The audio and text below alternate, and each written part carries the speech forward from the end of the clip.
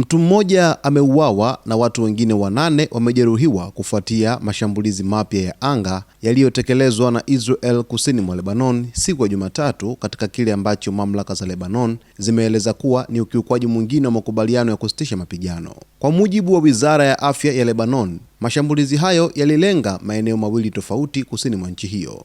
Katika mji wa Ansarieh uliopo karibu na Sidon, shambulio la anga lilisababisha kifo cha mtu mmoja na kujeruhi watu 4. Watu wengine 4 walijeruhiwa katika shambulio tofauti lililotokea mji wa Kiaileh uliopo eneo la Tyre. Mashambulizi haya mapya yanajiri huku kukiwa na makubaliano ya kusitisha mapigano kati ya Israel na kundi la Hezbollah nchini Lebanon, makubaliano ambayo yamekuwa yakikiukwa mara kwa mara kwa mujibu wa serikali ya Lebanon.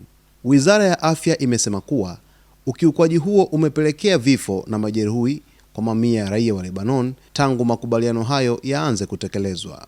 Mbali na mashambulizi ya mara kwa mara, Israel inaendelea kuyakalia maeneo 5 ya vilima kusini mwa Lebanon vilivyotekwa wakati wa vita vya hivi karibuni. Pia kuna maeneo mengine ya Lebanon ambayo Israel imekuwa ikiyadhibiti kwa miongo kadhaa, hali ambayo imekuwa ikizua mvutano wa muda mrefu kati ya pande hizo mbili.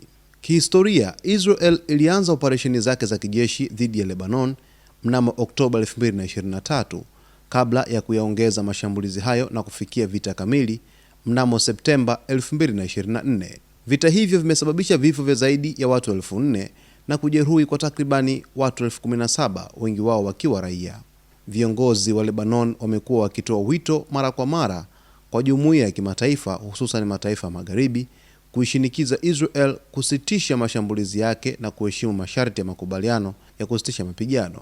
Wameeleza kuwa kushindwa kwa hatua za kidiplomasia kumeendelea kuhatarisha maisha ya raia wasio na hatia kusini mwa nchi hiyo. Kwa upande wake, kundi la Hezbollah limekuwa likisisitiza kuwa linaendelea kuheshimu makubaliano ya kusitisha mapigano, huku likitaka Israel iondoe majeshi yake katika maeneo yote ya Lebanon ambayo iliyakalia wakati wa vita vya mwisho. Hali ya usalama kusini mwa Lebanon bado ni tete, huku wakazi wa maeneo yaliyo karibu na mpaka wakiendelea kuishi kwa hofu kubwa ya mashambulizi mapya, licha ya kuwepo kwa makubaliano ya amani yanayotarajiwa kurejesha utulivu katika eneo hilo.